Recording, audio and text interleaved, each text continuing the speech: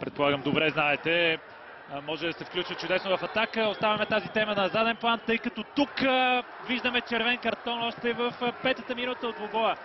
Груба грешка при изнасянето на топката, стигне се до нарушение и ето как Елеш да Силва трябва да напусне игра още в началните минути. Нарушението е безспорно. Става отворен въпросът дали трябваше да бъде показан директен червен картон. Ивайло Стоянов бе повече от категоричен, не се поколеба и за миг. Трябва да отбележим едно. Тук тази ситуация определено представляваше реална голова опасност. Верое. Определено футболист, който обича да се включва в нападение. Центрирането е на Спас Делев. Удар с глава и греда. Ето как Берое пропуска да поведе в резултата. Нямаше какво да направи в тази ситуация Марио Кирев. Той на практика бе преодолян след удара на Владимир Зафиров. Късмет за домакините. Такъв, какъвто между другото те имаха и центриране. Доста опасно. Отново Атанасов и Димитров останаха под топката. Сега изстрел на Атанасов. Претенции за игра с ръка. Иван Колев изглежда имаше претенции към арбитъра. Да видим. Сега на Диего Фераресо. Няма засада. Добри предпоставки пред футболистите на Славия да поведат в резултата. Фераресо остана да лежи на терена. Ивайло Димитров показа впечатляваща техника. Единственото, което липсваше, без завършващи удар.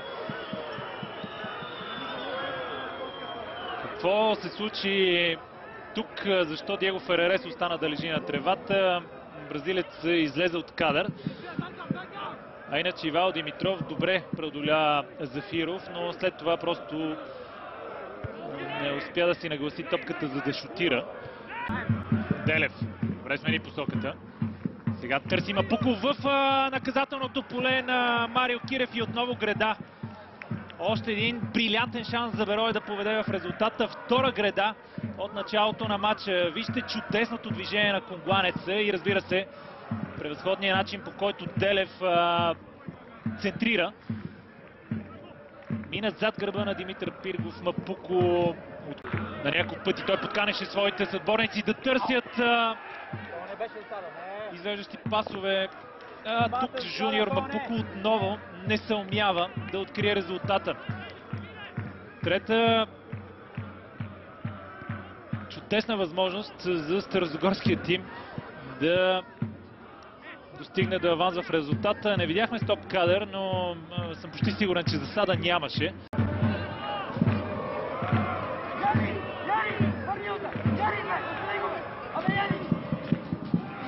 Делев опита се да се измъкне от Живко Атанасов, но централният защитник на домакините бе добре пласиран. Захиров и отново намеса на Живко Атанасов. След това обаче грешка. Делев, шанс за Берое. Делев, дали тук резултатът ще бъде открит? Нов пропуск в актива на Берое. Дали в крайна сметка футболистите на Петър Купчев няма да съжаляват за това, че пропиляха толкова много шансове за гол от началото на матча.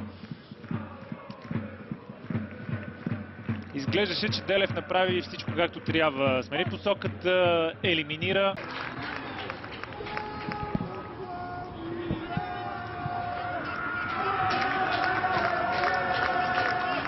Вълчанов към Петър Атанасов. С едно докосване. Добре отклони към Ивайло Димитров. Опасна атака на Славия. Тук резултата може би ще бъде открит. Дали има Дуспа?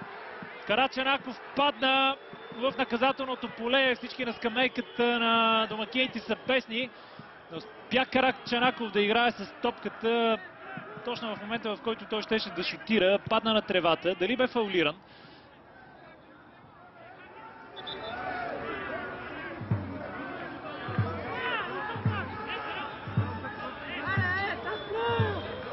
Спас Делев се намеси, но дали осъществи контакт с Карачанаков или просто футболистите на Славия загуби равновесие, много трудно е да се прецени от това, което видяхме чрез тези повторения.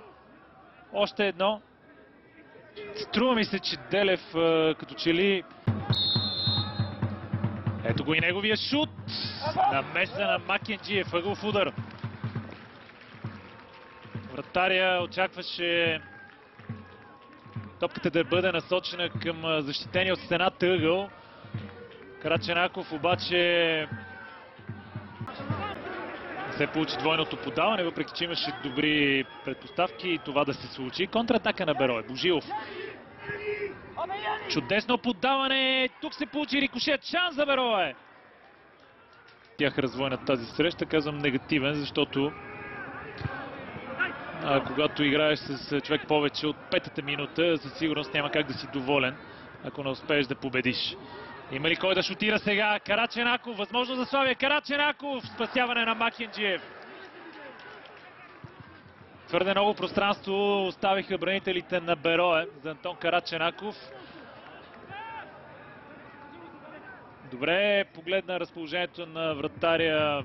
Имаше време за да си нагласи топката, за да шутира. Но Макенджиев не бе преодолян. Сега Манзуро, още една добра възможност за белите. Манзуро и отново пропуск. Да.